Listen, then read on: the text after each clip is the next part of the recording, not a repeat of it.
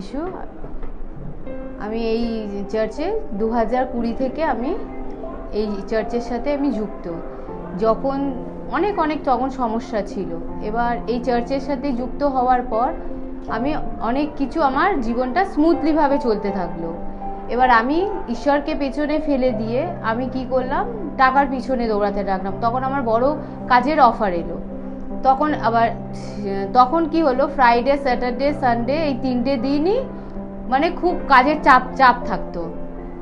তখন আমি কি করলাম, এই চার্চের সাথে 7 মাস ধরুন আমি ডিটাচ হলাম। তারপর নভেম্বর মাস থেকে আমার শরীর খারাপ হতে শুরু করে। শরীর খারাপ হয় তো আমি তো রিজন কিছু বুঝতে পারছি না।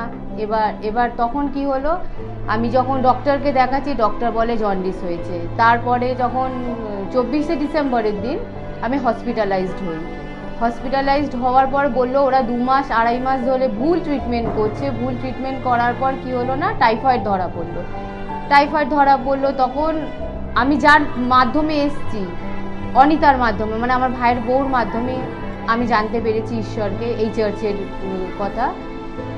ও কি করলো না, ও কোনো সময়ের জন্য আমাকে বলে না যে তুমি ডক্টরের কাছে চলো কি তান্ত্রিকের কাছে চলো বা কারো কাছে। ও একটাই কথা বলে, তুমি এই চার্চে আসো। যখন আমি স্যারের কাছে আসলাম, স্যার আমাকে যখন প্রার্থনা দিল, বললো বাবু কোনো কিছুই হয়নি, তুমি চার্চে আসো। তখন আমি আসা শুরু করলাম, তখন থেকে কন্টিনিউ করছি। করার পর ফেব্রুয়ারি মাসে যখন আমি ব্যারাকপুর যাই, এবার আমার প্রাইভেট পার্সে একটা লোহার জিনিস ছিল। এবার তার দরুন কি হয়েছে কিনা, ওইটা এক্সপায়ার হয়ে যাওয়ার দরুন এবার আমি ব্যারাকপুরে খোলার জন্য যেতাম, তখন আমাকে খুলতো না। তখন ওরা বললো 2 বছর এখনো পর্যন্ত সেই জিনিসটা রয়েছে। এবার জিনিসটা থাকার দরুন আমার কি হয় না, জিনিসটা পুরোটা লোহার জিনিস, এবার পুরোটাই সম্পূর্ণ ছিন্ন ভিন্ন হয়ে পেটের মধ্যে একটা ইনফেকশন টাইপের তৈরি হয়ে যায়। তৈরি হওয়ার পর সেইটা একটা ক্যান্সারে পরিণত হয়। এবার হয়ে যাওয়ার দরুন যখন আমি ব্লিডিং শুরু হয়, আমি তো কিছু বুঝতে পারছি না কি করব, কাকে ফোন করব, কাকে বলবো। এবার জগতের মা বাবা তারা তো ভেঙে পড়েছে সমস্ত, আমি কাউকে ফোন করিনি। আমি সাথে আমাদের স্যারকে ফোন করলাম, স্যারকে বললাম সমস্ত ঘটনা, সমস্ত কিছু। স্যার আমাকে বললো, বেটা তুমি বিশ্বাসী, তোমার কিচ্ছু হবে না, তুমি যাও, যেরকম বলছে তুমি সেরকম করো। আমি সেরকম করতে থাকলাম। এবার ডক্টর যখন একটার পর একটা টেস্ট হয়, ব্লিডিং কিন্তু সেই অনর্গল আমার হয়ে যাচ্ছে পুরো সারা মাস। এবার হয়ে যাওয়ার দরুন তারপরে যখন আমাকে বুধবার দিনকে অ্যাডমিট করা আছে, এবার অ্যাডমিশন হবে, বড় একটা অপারেশন হবে। অপারেশনের সময় তখন আমি কি করলাম, মাঝখানে যখন এতগুলো দিন আমার গ্যাপ আছে, আমি স্যারকে ফোন করে আমি বললাম আমি সানডেতে আমি চার্চে আসবো।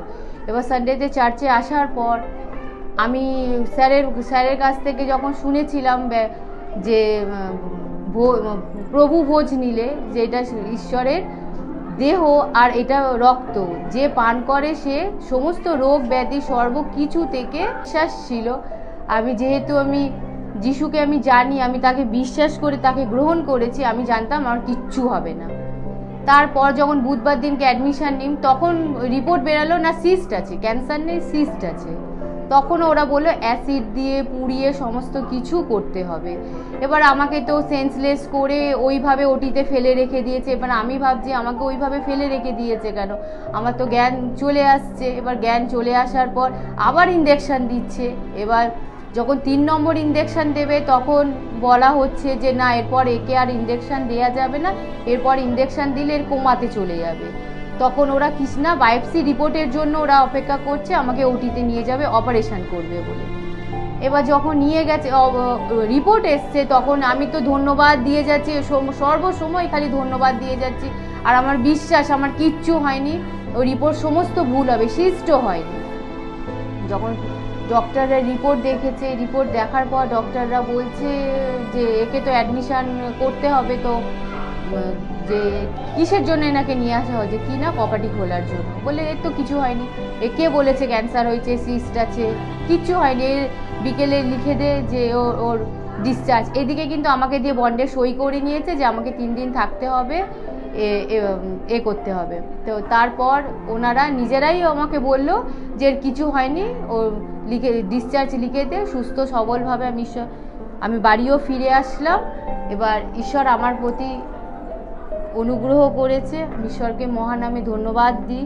আমিও যেইভাবে সুস্থ, আমিও আমার অনেক দুঃখে কষ্টে ভাই বোনেরা রয়েছে, তাদের কাছে আমি এই বার্তা পৌঁছাতে চাই যে এই চার্চে আসলে কিনা মিরাক্কেল দেখা যায়, এই চাইলেও ঈশ্বর সুস্থ করবে, এই বার্তা আপনাদের কাছে আমি পৌঁছে দিতে চাই। সবাইকে জয় যিশু।